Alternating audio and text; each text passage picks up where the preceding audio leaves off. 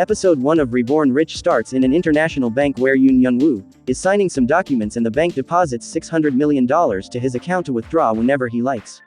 The bank attendant wonders how he amassed such wealth at a young age. Is it hard work or luck?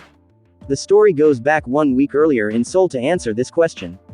The chairman of the Sunyang Group, Jin Yang Chul, is leaving the courthouse with his bodyguards, and the reporters disclose that he had been accused of manipulation of stocks, misconduct and embezzlement. The crime is punishable with 3 years imprisonment and 5 years probation, which the courts granted his probation, thus getting away with professional misconduct. Yoon Hyun Woo is among his bodyguards. A recruit, Shin Gyung Min, is introduced during the preparations for the unveiling ceremony for Sunyang Group's successor. He adores Hyun Woo and idolizes him for his loyalty to the Sunyang family. In the scene, we learn that Yoon Hyun Woo is a senior manager of the future asset management department. He is diligent and seems to know a lot about his employers as he orders assistant Shin to help him get rid of the drinks since the chairman is allergic to peaches. Assistant Shin idolizes him for being the chairman's most trusted employee for over 5 years, regardless of the massive workload, and is eager to know what he needs to do to be like Hyun Woo. The other employees regard Hyun Woo as a handy family servant whom they use to do all the dirty work and keep their hands clean. We later realize he is constantly at the family's beck and calls, even while in the shower, to do menial tasks such as fixing toilets. On the day he is meant to be announced as the new chairman, the eldest grandson and the son of chairman Jin Yang Chul, Jin Seong Jun, renounces his inheritance, causing his father to be hospitalized. His wife, Mo Hyun Min, tasks Hyun Woo with finding her husband and making sure he is at the ceremony to give a speech within 30 minutes, a failure to which his job at Sunyang is on the line. Hyun Woo finds the vice chairman, an emotional wreck at a hotel with a golf club and breaking potted plants and fish tanks just because the staff insisted on serving him lunch. Hyun Woo manages to get the staff out to safety, but at the expense of taking a golf club to the head.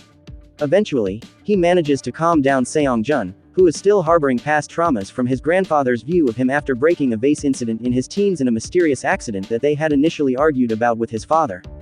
Seong Jun announced big plans for the company, including that he would turn the company into one that serves the nation at the ceremony, accepting his position as the new chairman. The family is not pleased, but their immediate worry is the health condition of the former chairman, hospitalized due to an acute myocardial infarction. The visit to the hospital brings with it the black sheep of the family. Jin Yoon Ki and his wife, Lee Hae-in, are estranged from the family. We learn that they insisted on getting married and following their careers despite the objection of the family founder and Yoon Ki's father, Jin Yang Chul. Hae-in wants answers about what happened to his son and uses her 3% shares at the Sunyang Group as a bargaining chip.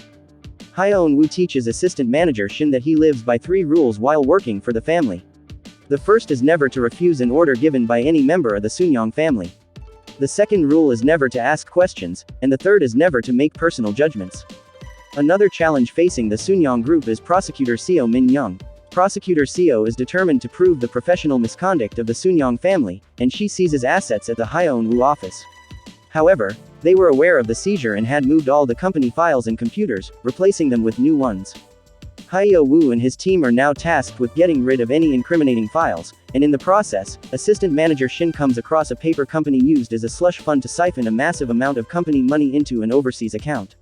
Hyun Woo reports the file to the financial manager, who shreds the document and directs Hyun Woo not to look into it. Regardless, Hyun Woo reports the overseas account to the new chairman Seong Jun, who fires the finance manager and promotes Hyun Woo to replace him. Hyun Woo's first role as the finance manager is to retrieve the money in the slush, launder it for the company and retrieve all the siphoned assets. That is how Hyun Woo ends up in the foreign bank making a $600 million deposit. We learn that the conversation between Seong Jun and Hyun Woo was recorded and handed over to his aunt Jin Hwa Young, who plays it for the prosecutor and asks if she could indict him. In addition, Jin Dong Ki's daughter Yi Jun knew of the slush fund from the fired finance director Kim and asked for the money after it was retrieved. On his way from the bank, Hyun Woo crimes across some goons.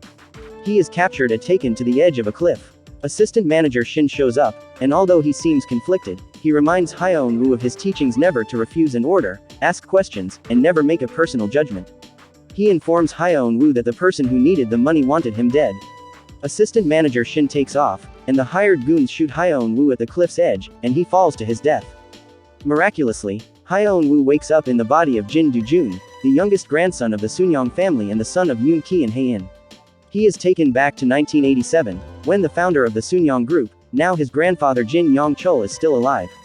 The episode ends with a bewildered young Jin Do Joo staring at his grandfather Jin Yang Chul, still struggling to comprehend what just happened.